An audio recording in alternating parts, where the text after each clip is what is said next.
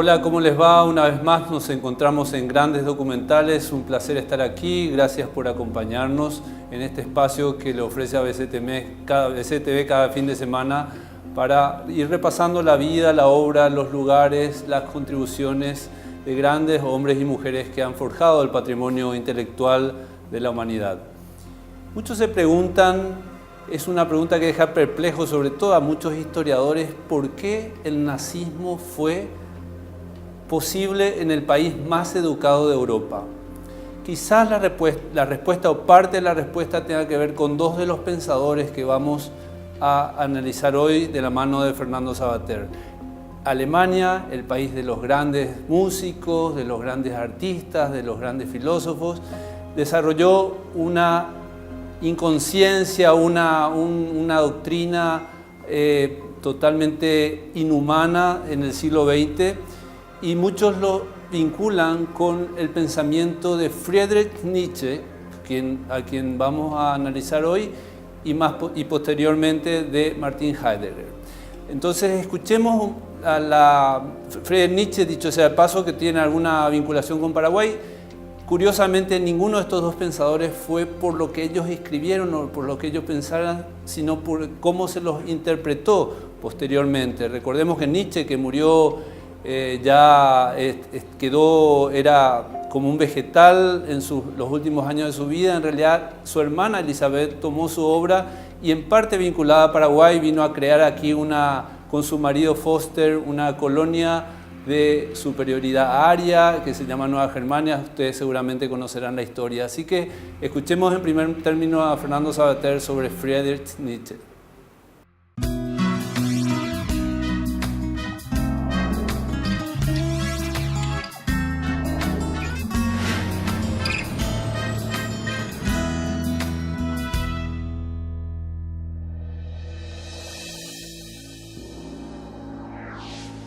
Friedrich Nietzsche nació en Reucken, Sajonia, en 1844. Su filosofía fue una afirmación inmanente de la vida, aun en lo más pequeño e insignificante. Un decirle sí a todo, incluso aquello que nos destruye. Nietzsche ha tenido una influencia enorme en la filosofía alemana y francesa del siglo XX. Ha cerrado la historia de la metafísica europea y ha anunciado el destino de los próximos siglos, la difícil tarea de la superación del nihilismo. ¿Qué tal, amigas, amigos? Bienvenidos a este espacio de historia de la filosofía. Hay algunos filósofos que han sido profesores de filosofía, aunque la mayoría de los grandes filósofos no lo fueron de modo ordinario, pero ha habido grandes filósofos profesores, como desde Santo Tomás de Aquino a Hegel, y en fin, y en nuestra época, pues probablemente la mayoría de los filósofos son de un modo o de otro profesores. Pero ha habido un tipo de pensador que no ha sido un filósofo académico, que no tiene una obra docente, que se ha dedicado a escribir obras que no son fáciles de leer desde el punto de vista filosófico, que quizás son más fáciles a veces comprender como literarias, como expresiones literarias, etc. Entre ellos, uno de esos pensadores destacados que la academia ha tardado en reconocer como filósofo es Friedrich Nietzsche. Nietzsche se dedicó en primer lugar a la filología. Él estudió filología y fue un joven destacado, discípulo de algunos de los filólogos más importantes de su época, pero cada vez más fue tendiendo a hacer una forma de pensamiento personal que a partir de Grecia, a partir del mundo antiguo, recuperase una serie de expresiones de un ser humano que venciese las cadenas del cristianismo, de la religión, del humanismo positivista del siglo XIX, etc. Nietzsche es un discípulo, por decirlo de algún modo, un seguidor de la obra de Schopenhauer. De Schopenhauer toma esa imagen del cosmos como una voluntad que lucha por desear, por extenderse, que arrolla a todo a su paso y que no surge de una razón organizadora, sino más bien de un impulso ciego. Pero a diferencia de Schopenhauer, que ve esto como una fuente de dolor y como una fuente de sufrimiento, Nietzsche lo mira desde un ángulo trágico. Es decir, sí, hay sufrimiento, pero también hay una profunda alegría, una profunda exaltación. El propio Schopenhauer, en un momento del Mundo como voluntad y como representación, dijo: quizá haya alguien que un día esto que a mí me parece angustioso, esta idea de que todo da vueltas, de que vuelve siempre los mismos deseos, los mismos pensamientos, la misma insatisfacción, quizá esto él sea capaz de verlo como algo afirmativo, necesario, positivo, incluso alegre. Bien, pues esa persona que cumple esa profecía de Schopenhauer es Nietzsche.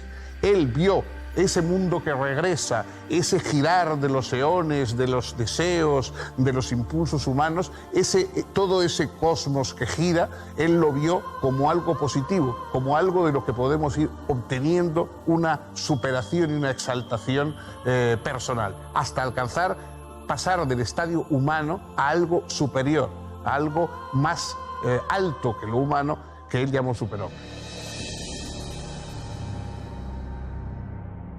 Huérfano de padre desde los 5 años, Friedrich Nietzsche se crió con su abuela, su madre, su hermana y 2 tías. Estudió en el Gymnasium de Naumberg y luego en el famoso internado de Pforta.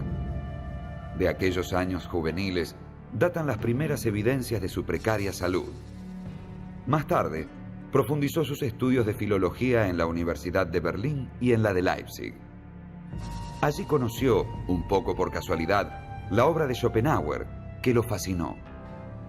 En 1869 fue nombrado profesor de filología clásica en la Universidad de Basilea. Al estallar la guerra franco-prusiana, se incorporó como enfermero al ejército alemán, aunque sus habituales problemas de salud le impusieron el regreso a tareas académicas. En Basilea conoció al compositor Richard Wagner, que ejerció una enorme influencia sobre él. Nietzsche entendía que Wagner representaba la renovación de la cultura alemana. No es extraño, por eso, que la primera obra del filósofo, El origen de la tragedia en el espíritu de la música, tuviera la intención de justificar las concepciones dramáticas wagnerianas. Esta obra constituye, junto con la inmediatamente posterior, Consideraciones intempestivas, la primera etapa del desarrollo de la filosofía nietzscheana. Significó el fin de la carrera de Nietzsche como filólogo clásico. Y es que los colegas de Nietzsche no supieron comprender que el análisis que presentaba no era en modo alguno filológico, sino netamente filosófico.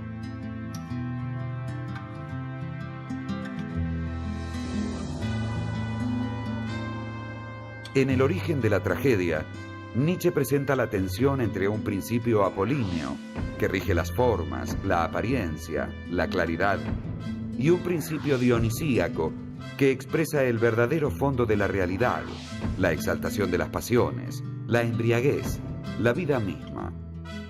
Así, en la tragedia, el artista proporciona un consuelo, mediante bellas formas, frente a lo puramente dionisíaco, amenazante y disolvente.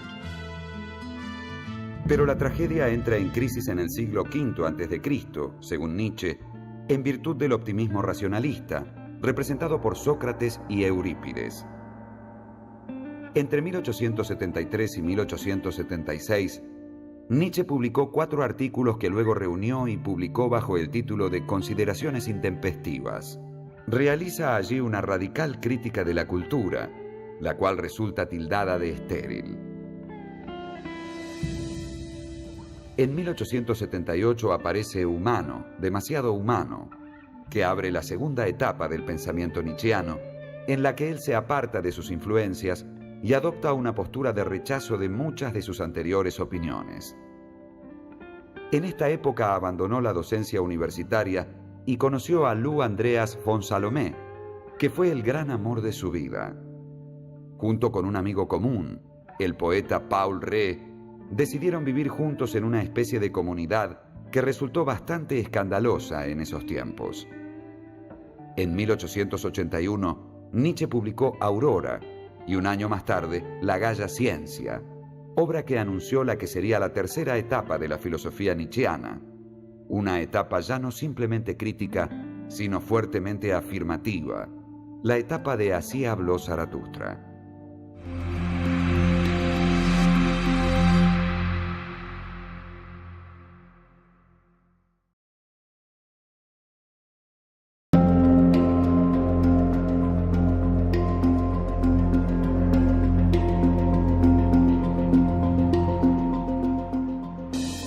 Uno de los aspectos más polémicos y, por supuesto, más sugestivos de la obra de Nietzsche es lo que escribió sobre el tema de la moral.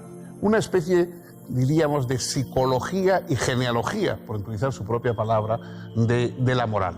Para él, las ideas cristianas, es decir, esas ideas de que los débiles llegarán al cielo, de que la fuerza, la arrogancia, etcétera, son cosas negativas, de que debemos ser humildes, debemos apoyar a los más pequeños, etcétera, todo eso le parece a él que es una trama que han ido inventando como una especie de legitimación de su resentimiento contra la fuerza, los débiles, los enfermos, los incapaces, que han generado, que han ido segregando un pensamiento compensatorio, diciendo que los que triunfan, que los más fuertes, que los más arrogantes, que los más brillantes son malos, son una especie de satanes, etc.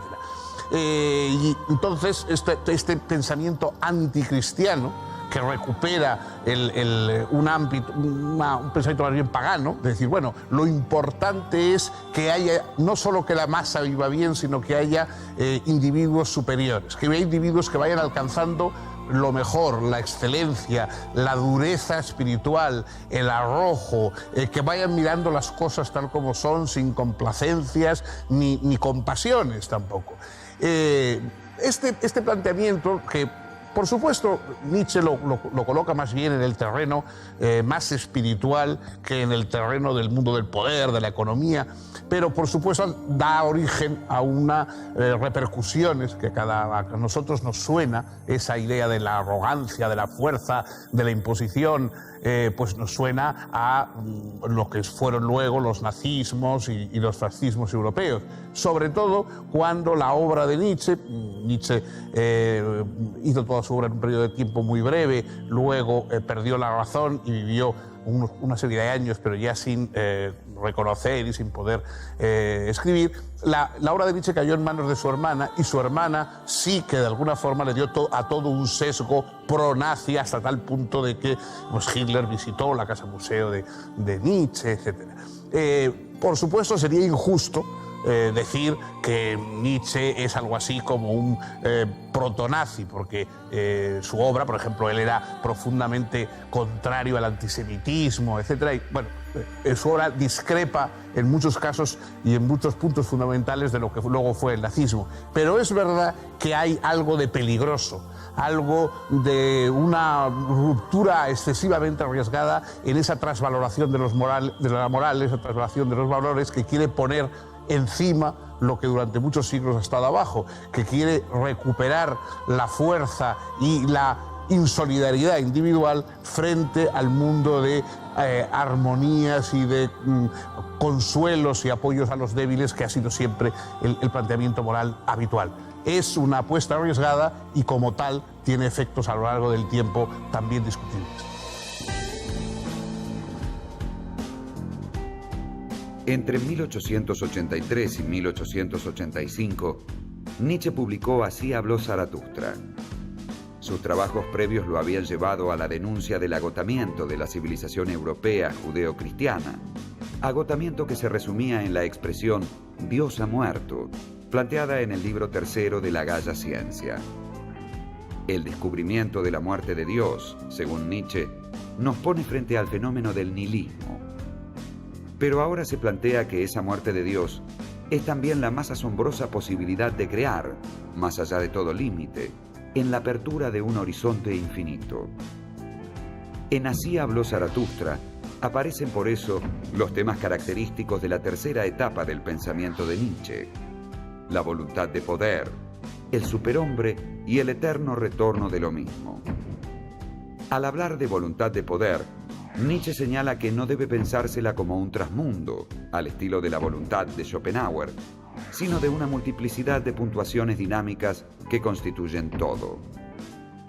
Representa el enigma de las pulsiones y expresa una afirmación radical de la vida, la misma afirmación de la vida, pese a todo, que aparece en la figura del superhombre y en la doctrina del eterno retorno.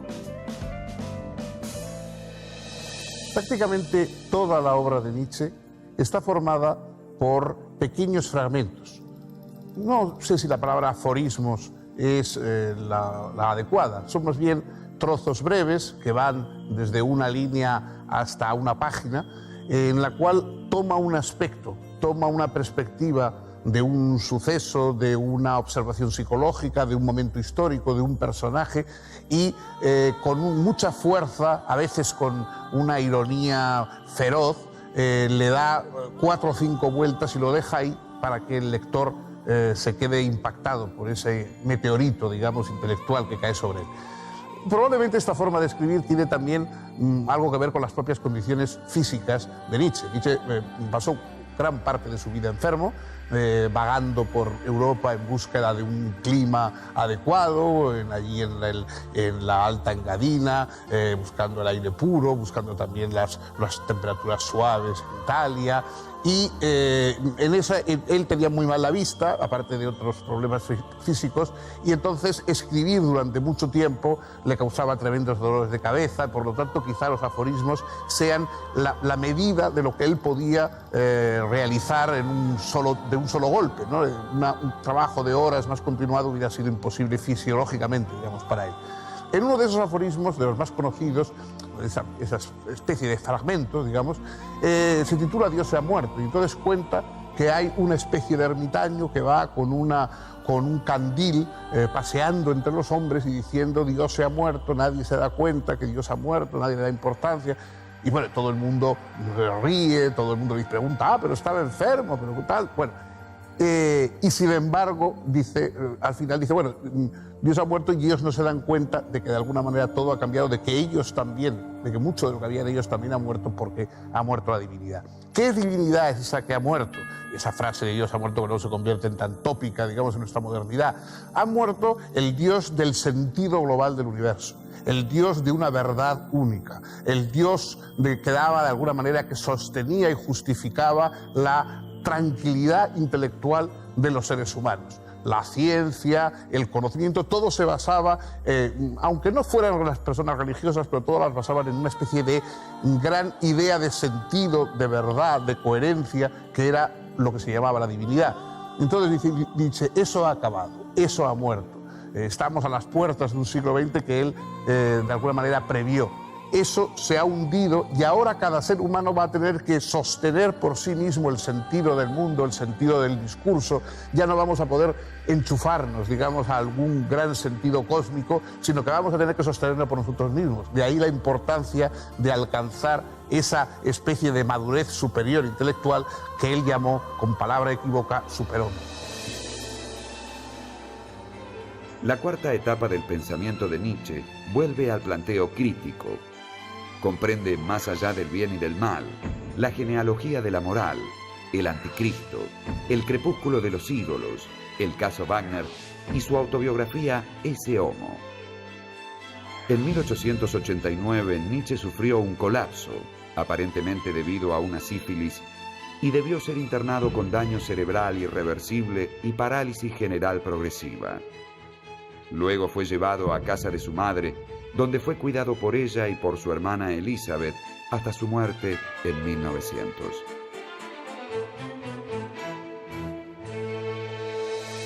En su tiempo, Friedrich Nietzsche fue prácticamente desconocido. Muchas de sus obras fueron editadas a cuenta propia, él mismo tuvo que costeárselas. De hecho, cuentan que una de sus piezas más célebres, Así hablaba Zaratustra, lo hizo en 30 o 40 o 50 ejemplares, no recuerdo cuánto.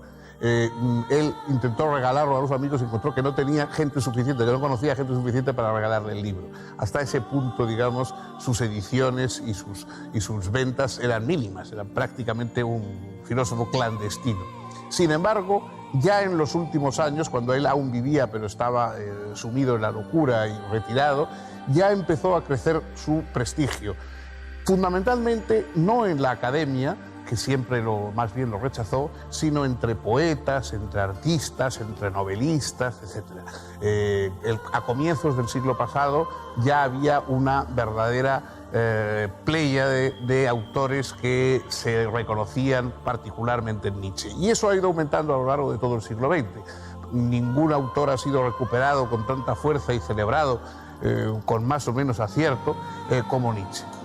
Sobre todo su propia doctrina de la verdad, esa doctrina que de alguna manera acaba con la verdad con mayúscula y dice que no, en el mundo no hay hechos en el sentido veritativo del término, sino interpretaciones, que por lo tanto la verdad es algo que viene desde la perspectiva que cada cual utiliza y que es nuestro ángulo de perspectiva y nuestra capacidad de sostener nuestras ideas lo que va a convertir en verdad una perspectiva u otra. Bueno, esa teoría perspectivista de la verdad, exagerada yo creo y llevada, digamos, a unas consecuencias a mí me parece que inadmisibles, es el legado de Nietzsche a la posmodernidad. Toda la posmodernidad surge de ese planteamiento nietzscheano. En general, su forma tumultuosa de pensar, la propia relación polémica con el nazismo, las interpretaciones múltiples de su obra, porque en los libros de Nietzsche se encuentran afirmaciones y sus contrarias casi, digamos, en páginas sucesivas. Los esfuerzos que se han hecho por convertirle en un pensador conveniente, políticamente correcto, el desbordamiento que supone sus libros respecto a cualquier forma de sentido común, digamos, filosófico, todo eso hace de él un pensador enormemente estimulante y también, por qué no decirlo, peligroso. Y esto es todo por hoy. El próximo día, otro filósofo, otra perspectiva y esperemos que la misma compañía de ustedes.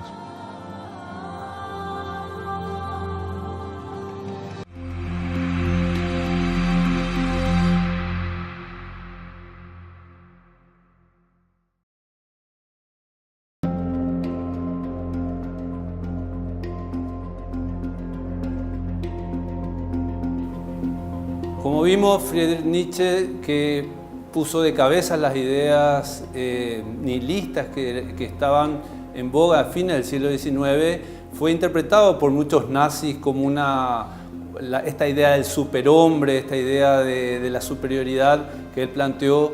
De alguna manera los nazis tomaron esas ideas para desarrollar el fascismo europeo en el siglo XX. Otro de ellos, sí más vinculado al nazismo en forma orgánica, es Martin Heidegger, para algunos el mayor filósofo del siglo XX. Su libro El ser y el tiempo es considerado por muchos el mayor libro de filosofía que se escribió en el siglo XX. Y él fue rector de la Universidad de Berlín en su momento, en pleno nazismo, pero también él es considerado, se tomó su doctrina, los nazis tomaron su doctrina, de hecho lo expresaban de esa manera, como que ellos se basaban sus doctrinas en las ideas de Heidegger, pero en realidad nada que se lea en Heidegger podría de alguna manera sustentar las ideas nazistas, pero dejemos que nos lo explique don Fernando Savater. Martin Heidegger nació en Meskirch, al sur de Alemania, en 1889. Escribió el libro más importante de la filosofía del siglo XX, El ser y el tiempo. Consideró allí que la tarea filosófica más propia consistía en abrir la pregunta por el ser. Para ello, desplegó una penetrante analítica del ser, de ese ente capaz de preguntar por el ser. Heidegger planteó su propio pensamiento como en tránsito hacia un pensar ya no metafísico.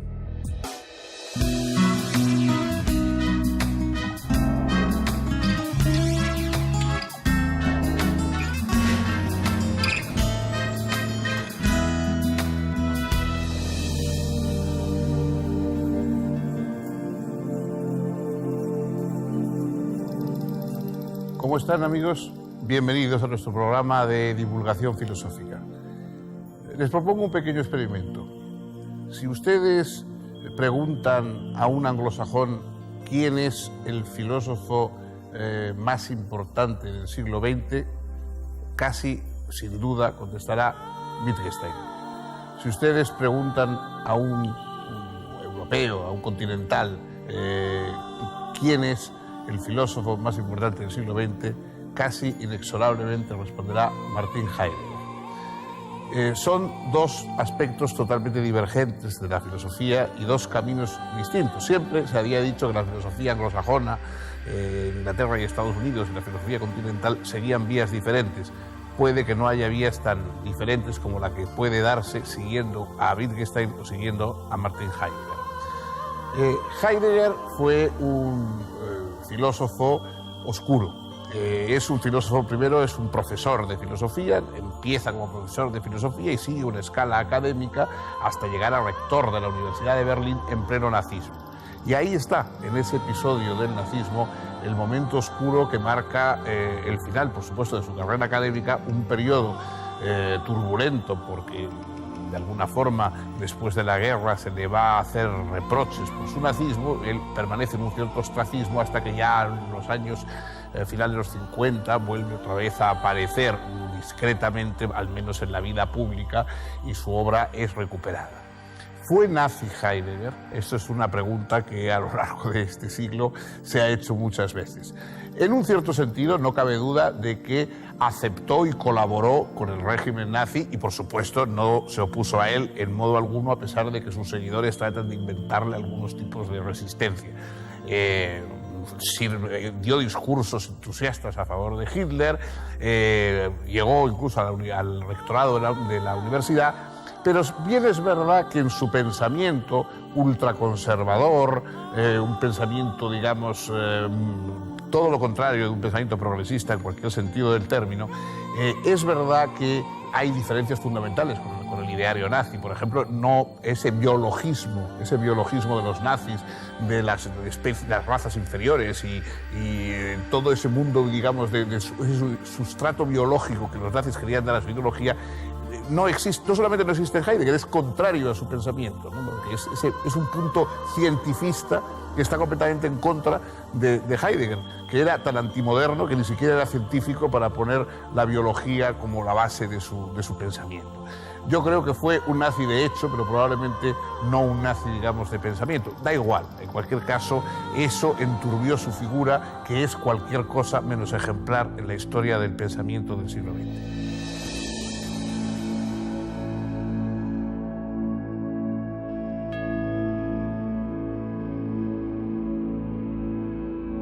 Martin Heidegger nació en 1889 en Meßkirch, un pequeño pueblo en el sudoeste de Alemania. Su padre trabajaba como maestro tonelero y tanto él como su esposa eran católicos. El joven Martin fue orientado por sus padres para la carrera sacerdotal. Sin embargo, hacia 1907, la lectura de un libro de Franz Brentano sobre los múltiples significados del ente en Aristóteles lo convenció de estudiar filosofía. Abandonó, pues, su formación sacerdotal e ingresó a la Universidad de Friburgo, concluyendo sus estudios universitarios en 1913. Durante la Primera Guerra Mundial fue destinado a un puesto de control postal y luego a un observatorio meteorológico en el frente. Al finalizar la contienda, comenzó su carrera académica. A partir de 1916, colaboró con el filósofo Edmund Husserl. En 1917, se casó con Elfriede Petri, hija de un alto oficial prusiano de confesión luterana, y comenzó a dictar diversos cursos y seminarios. Entre 1919 y 1920, tuvo 2 hijos y abandonó el cristianismo en una crisis de fe. En 1923 fue nombrado profesor extraordinario y director del Seminario de Filosofía en la Universidad de Marburgo.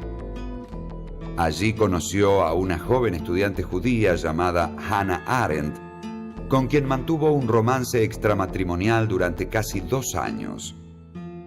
Ella fue, en palabras de Heidegger, la musa inspiradora de su obra más famosa, Ser y Tiempo, cuyas primeras 2 secciones fueron publicadas en 1927. Las otras secciones, anunciadas en la introducción, jamás fueron escritas. En 1929, al retirarse Husserl de su cátedra en Friburgo, propuso a Heidegger para reemplazarlo. Su prestigio fue creciendo con la publicación de la conferencia inaugural, que es Metafísica, y un libro sobre Kant. En 1933, en pleno gobierno nazi, ocupó el rectorado de la Universidad de Friburgo, pero presentó su renuncia en 1934. Luego se mantuvo alejado de la política y se refugió en sus cursos. Sin embargo, en este período produjo textos muy importantes que fueron editados con posterioridad, como Introducción a la Metafísica y muy especialmente Aportes a la Filosofía. A partir de esta época, Heidegger dejó de considerar su propio pensamiento como metafísico, puesto que la metafísica, si bien pregunta por el ser, contesta hablando del ente en general, y es entonces ontología, o del ente supremo, y es entonces teología. En ambos casos, no se piensa propiamente el ser. Por supuesto, Heidegger no pretendía estar ya en condiciones de desplegar el pensar del ser mismo. Solo aspiraba a preparar el comienzo de un pensar ya no metafísico.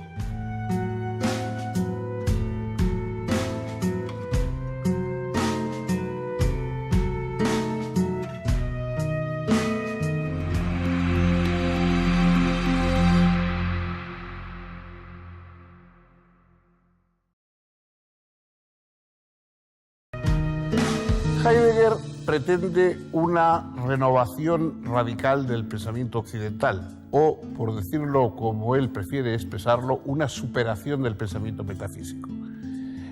Para él el error de la metafísica, y que se remonta hasta los orígenes del pensamiento, es una confusión entre el ser y el ente.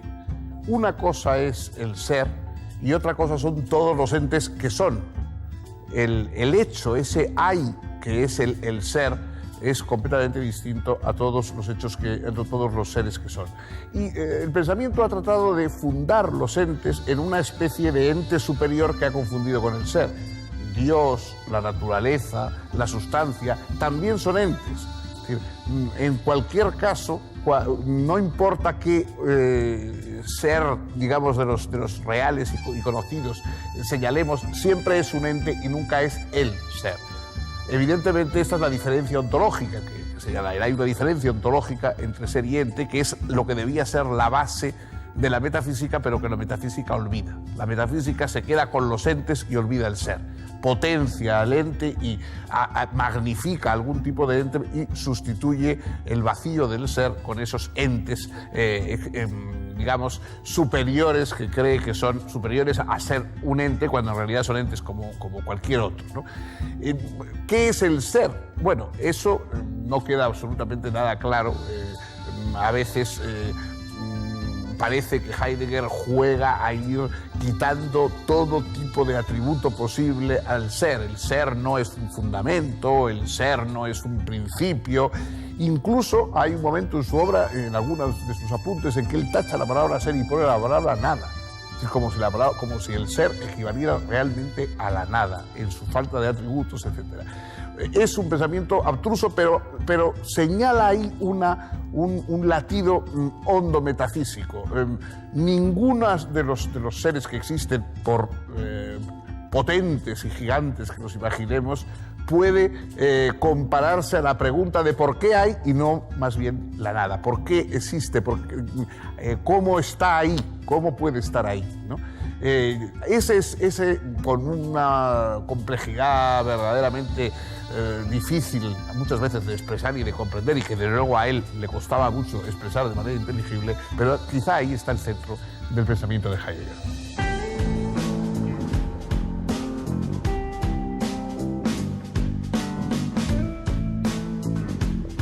Después del fin de la Segunda Guerra Mundial, Heidegger dio a conocer su Carta sobre el humanismo, en respuesta a algunas afirmaciones del filósofo francés Jean-Paul Sartre.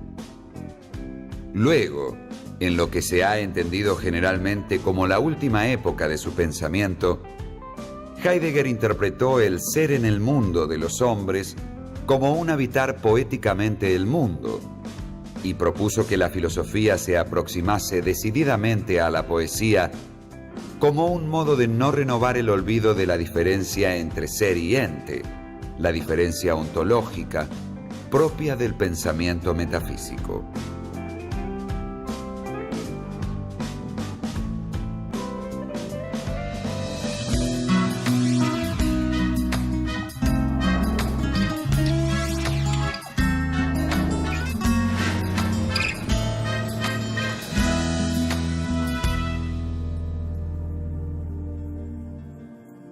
Aunque la diferencia ontológica precisamente consiste en no confundir el ser con el ente, el único modo que tenemos de acercarnos a la comprensión del ser es precisamente a través de uno de los entes.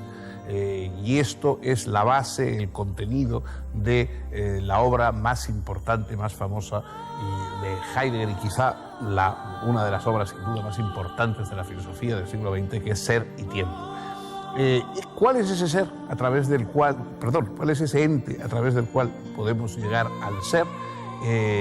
Es el Dasein, dice Heidegger. El Dasein a veces se traduce como el ser ahí. Una de las dificultades, una de las dificultades que tiene el pensamiento de Heidegger es que está constantemente inventando términos que no se utilizan en la lengua común, combinaciones de palabras, usos distintos de palabras habituales, y sobre todo inventando neologismos que hacen que, claro, su filosofía pues, sea especialmente desconcertante porque no recurre a términos comunes. El Dasein es algo así como el ser ahí, como el ser arrojado a la existencia, como el ser que no tiene más remedio que ser, como el ser cuyo destino es ser, y ese es el hombre.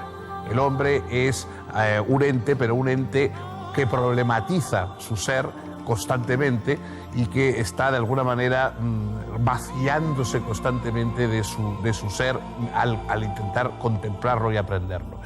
El Dasein, el hombre, pues queremos decirlo de algún modo, el ser ahí, es consciente de que brota de la nada, de que viene de la nada y que está constantemente como flotando en la nada. Eso produce en el hombre angustia, y esa angustia es la revelación de nuestra auténtica condición. El tiempo, la temporalidad, nuestro vivir con los demás, nuestro tratar de escapar de la banalidad y de la trivialidad. Muchos seres humanos, muchos Dasein, quieren olvidar esa temporalidad que los va llevando hacia la muerte, hacia ese momento, dice Heidegger, de la posibilidad de lo imposible, cuando se hace posible lo imposible. Entonces, vamos avanzando temporalmente hacia eso, pero queremos mirar hacia otro lado, queremos distraernos, queremos frivolizar. Heidegger exige una toma en consideración auténtica de nuestra temporalidad mortal, y eso sería lo que nos diera un destino, que nos levantara frente a la mediocridad de la rutina vital contemporánea. Asumir esa temporalidad sin subterfugios ni distracciones es lo que nos permitiría apropiarnos realmente de un destino que nos salve de la mediocridad y de la rutina de la época contemporánea.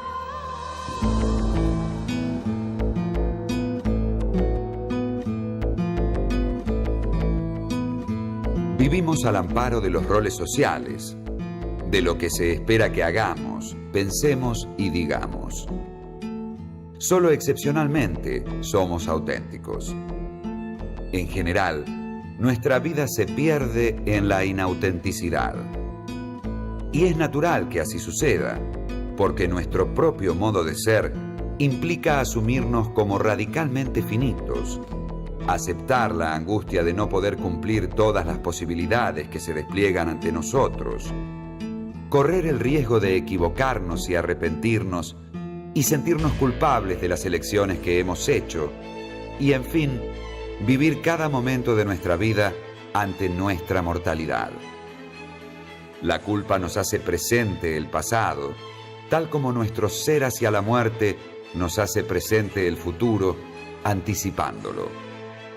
Por eso, solo el hombre es, propiamente, mortal.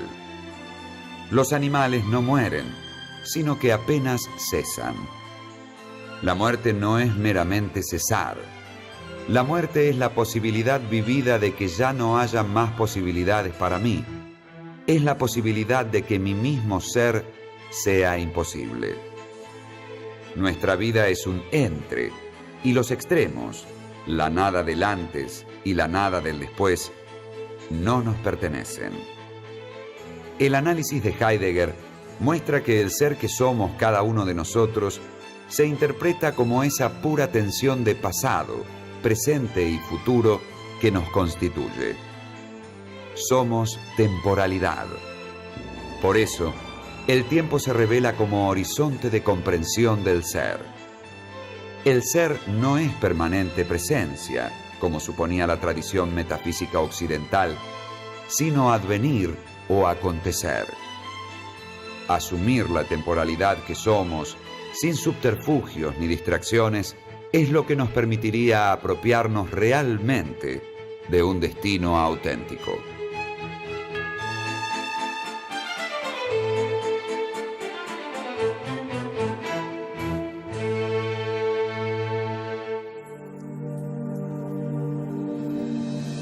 Heidegger es sin duda el filósofo más influyente de la época contemporánea y sigue siendo. Su pensamiento ha marcado de una u otra forma a muchísimas generaciones y ramas diferentes de la filosofía en Francia, en Italia, por supuesto en Alemania, también en ocasiones en España y en Hispanoamérica. Es que verdaderamente la influencia de Heidegger ha sido extraordinaria, no solo de la época de Ser y Tiempo, sino también de la época posterior, en que va realizando estudios sobre temas del lenguaje, sobre la idea de cómo el hombre habita el ser. La forma de que habitamos el ser es como poetas, porque el lenguaje impositivo, el lenguaje endurecido, esclerotizado de la ciencia y de la tecnología no sirven para expresar lo que somos al vivir en esa especie de casa lingüística en que habitamos el ser, y eso lo propio es el poeta, es el que logra dar esa dimensión. Los últimos escritos de Heidegger van avanzando, se hacen cada vez más crípticos, más sentenciosos, renuncian, por supuesto, a cualquier pretensión de articulación y de argumentación académica. Son, de alguna forma, ideas no siempre fácilmente comprensibles y lanzadas de forma apodíctica. Se aceptan o no se aceptan. No hay un esfuerzo, digamos, por hacerlas verosímiles por la vía de la argumentación.